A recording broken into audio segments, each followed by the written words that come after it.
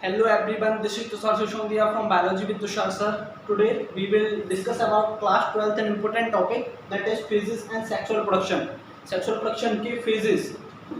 सबसे पहले थोड़ा सा बेसिक क्लियर करके चलते हैं कि सेक्सुअल रिप्रोडक्शन होता क्या है। देखो सेक्सुअल रिप्रोडक्शन वो होता है ऐसा मोड ऑफ रिप्रोडक्शन जिसके अंदर गैमेट फॉर्मेशन हो, वो गैमेट आपस में फ्यूज हो और एक जायगोट बनाए। ये किसके अंदर होता है? सेक्सुअल मोड ऑफ रिप्रोडक्शन के अंदर। जैसे अगर कोई भी ऑर्गेनिज्म है, देखो इसमें अपोजिट सेक्स के दो ऑर्गेनिज्म, एक मेल मान लो एक फीमेल मान लो, दोनों आपस में क्या बनाते हैं? गैमेट बनाते हैं और वो गैमेट आपस में फ्यूज होते हैं और फ्यूज होने के बाद जायगोट बनाते हैं। तो ये सब किसके अंदर होता है? सेक्सुअल मोड ऑफ रिप्रोडक्शन के अंदर। जबकि एसेक्सुअल मोड ऑफ रिप्रोडक्शन के अंदर ऐसा कुछ नहीं होता है, ना गैमेट बनते हैं ना गैमेट आपस में फ्यूज करते हैं। तो जो भी ऑर्गेनिज्म जिनके अंदर सेक्सुअल मोड ऑफ रिप्रोडक्शन होता है उनके अंदर कुछ फेजेस होती हैं। फेजेस मतलब कुछ स्टेजेस मान सकते हो। पूरी लाइफ के अंदर 3 फेजेस होती हैं, 3 स्टेजेस मान सकते हो। तो उन्हीं के बारे में हम आज डिस्कस करेंगे। सबसे पहली जो स्टेज होती है, फेज होती है, वो होती है जुवेनाइल फेज। क्या होती है अभी थोड़ी बहुत देर में डिस्कस करेंगे। रिप्रोडक्टिव फेज और थर्ड इज सेनेसेंस। ये 3 फेजेस या फिर स्टेजेस मान सकते हो किसी भी सेक्सुअल रिप्रोडक्टिंग ऑर्गेनिज्म के अंदर। जितने भी सेक्सुअल रिप्रोडक्टिंग ऑर्गेनिज्म है, चाहे कोई भी फंगस हो या एनिमल हो या प्लांट हो, वैसे तो दिखने में उनकी जो मॉर्फोलॉजी है, उनकी जो फिजियोलॉजी है, फंगस की मॉर्फोलॉजी फिजियोलॉजी बहुत अलग है एनिमल से और प्लांट से। लेकिन जब बात आती है कि फेजेस इन सेक्सुअल रिप्रोडक्शन, कौन कौन सी फेज आते हैं, तो फंगस के अंदर भी सेम फेज हैं, एनिमल्स के अंदर भी सेम फेजेस होती हैं और प्लांट के अंदर भी तीनों फेजेस ये सेम ही होती हैं। तो सबसे पहले हम डिस्कस करेंगे कि जुवेनाइल फेज क्या होती है, रिप्रोडक्टिव फेज क्या होती है, सेनेसेंस क्या होता है। ये 3 फेजेस होती है किसी भी सेक्सुअल रिप्रोडक्टिंग ऑर्गेनिज्म। मैं दोबारा बता रहा हूँ कि किसी भी सेक्सुअल रिप्रोडक्टिंग ऑर्गेनिज्म, चाहे वो फंगस हो, प्लांट हो, एनिमल हो, उनकी लाइफ के अंदर ये 3 फेजेस जरूर आएंगी। ठीक है, पहली फेज है जुवेनाइल फेज। जुवेनाइल फेज क्या होती है? देखो किसी भी अगर ऑर्गेनिज्म ने जन्म लिया तो जन्म लेने से और जब तक कि वो रिप्रोडक्टिवली एक्टिव ना हो जाए, जब तक कि वो एक नया इंडिविजुअल प्रोड्यूस ना कर सके, तब तक बर्थ से और रिप्रोडक्टिव फेज के बीच का जो टाइम पीरियड होता है, जो बर्थ से और जब तक कि वो रिप्रोडक्टिवली एक्टिव ना हो जाए, उस टाइम पीरियड को बोलते हैं हम जुवेनाइल फेज।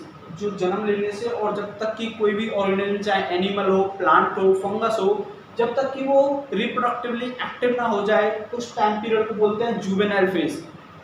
प्लांट के अंदर जुवेनाइल फेज को बोलते हैं वेजिटेटिव फेज। मतलब एनिमल्स के अंदर इस फेज को बोलते हैं जुवेनाइल फेज और प्लांट के अंदर बोलते हैं इसको वेजिटेटिव फेज। ये दोनों एक ही है, बस एनिमल्स के अंदर बोलते हैं इस फेज को जुवेनाइल फेज और प्लांट के अंदर बोलते हैं वेजिटेटिव फेज।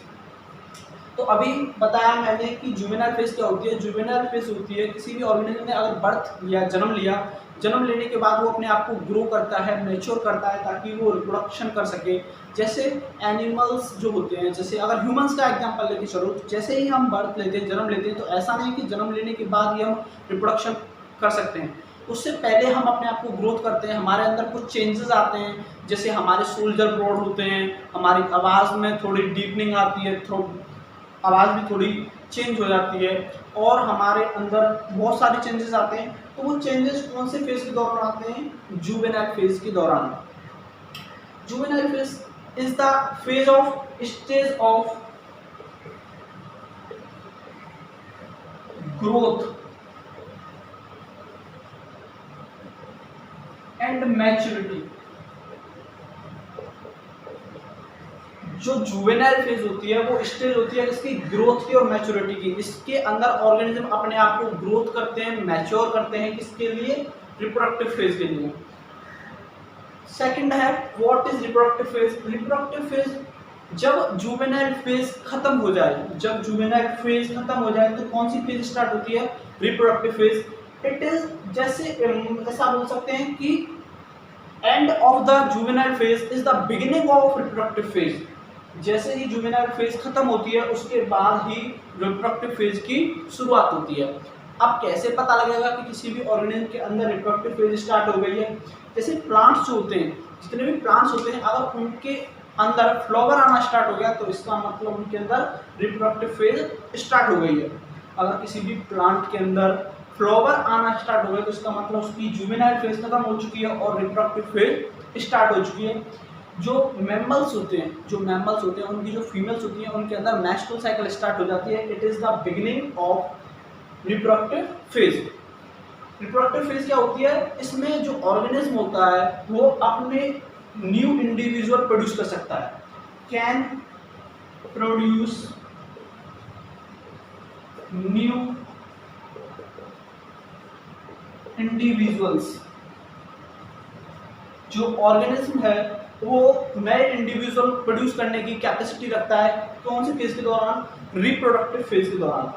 तो जुवेनाइल फेज हो गया, रिप्रोडक्टिव फेज हो गया। थर्ड है सेनेसेंस। सेनेसेंस को हिंदी में बोलते हैं बुढ़ापा। जैसे ही रिप्रोडक्टिव फेज खत्म होती है, end of the reproductive phase is the beginning of senescence. Senescence क्या होता है, जैसे ही जो ऑर्गेनिज्म होता है वो सेनेसेंस की स्टेज में जाता है, सेनेसेंस की फेज में जाता है, तो अपनी जितनी भी एक्टिविटीज होती हैं वो सब कैसी हो जाती है, कम हो जाती हैं। ठीक है, उसकी जो मेटाबॉलिज्म होती है, जो मेटाबॉलिज्म होती है बॉडी के अंदर, वो भी क्या हो जाती है, कम हो जाती है। मेटाबॉलिज्म भी क्या हो जाती है, स्लो हो जाती है, कम हो जाती है। और ऑर्गेनिज्म ज़्यादा अपनी एनर्जी नहीं दिखा सकता। और सेनेसेंस के बाद अगर कोई स्टेज आती है तो डायरेक्टली कौन सी आती है, डेथ। सेनेसेंस के बाद अगर कोई फेज आती है, कोई स्टेज आती है तो डेथ। मतलब सेनेसेंस में जो ऑर्गेनिज्म होता है वो कंप्लीटली नहीं तो मतलब इंतजार करता है डेथ का ही। उसके अंदर जितनी भी एक्टिविटीज होती हैं वो सब कम हो जाती हैं। उसकी जो स्ट्रक्चर होती है वो बिल्कुल किसकी तरफ जाती रहती है, बिल्कुल डेथ की तरफ।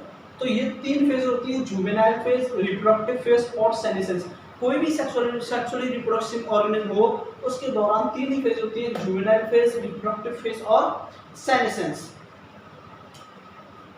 I hope you enjoy the video. If you like the video, then subscribe our channel. Thank you.